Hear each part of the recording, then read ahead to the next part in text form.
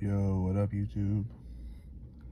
I'm thinking about adding a new FN to the collection, but I don't know if I should get an FN 510 or an FN 545. Which one do you guys think?